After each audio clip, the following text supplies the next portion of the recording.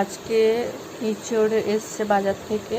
প্রথমে এঁচোড়টাকে সেদ্ধ করতে বসিয়ে দিলাম, আর এই মাছগুলো নুন হলুদ মাখিয়ে ধুয়ে ভেজে নিলাম। মাছ ভাজা হয়ে গেল। এটা টকের জন্য হালকা করে ভাজা হয়েছে। এবার মাছগুলোকে তুলে রাখবো। মাছ তুলে রাখে এবার এই কড়াটা দেখে নাক ছিটকানোর কোনো দরকার নেই।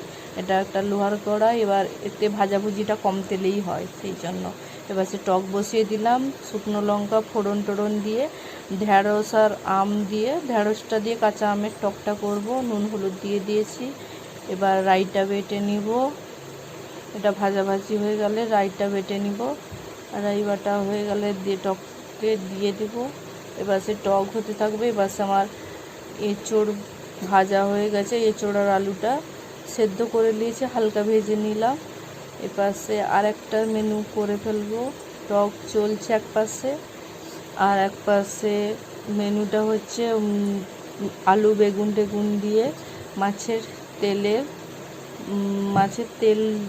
চচ্চড়ির মতো। এবার এটা খেতে অনেক কারা কারা পছন্দ করো জানাবে। খারাপ লাগে না, এটা খেতে বেশ মুখরোচক লাগে। এটা দিয়ে অনেকটা খাওয়া যায়। আলু বেগুন দিয়ে নুন হলুদ দিয়ে মাখিয়ে মাছের তেল দিয়ে চচ্চড়ি মতো হয়ে যাবে, আর বেশি টাইমও লাগে না, তাড়াতাড়ি হয়ে যায়। টকটাও হয়ে গেছে, মাছ দিয়ে দিলাম, ফুটে এলে এবার টকটা নামিয়ে নিলাম। চচ্চড়ি হয়ে গেল। এবার এঁচোড়ের জন্য মাংসর মতো করে রান্না করব, কষা কষা। সেই জন্য রসুন পেঁয়াজ আদা সব কেটে নিয়েছি, বেটে নিয়েছি। ফোড়ন দিয়ে রসুনটাকে ভালো করে মেরে নিব, দিয়ে পেঁয়াজ আদা টমেটো দিয়ে মশলা কষাবে।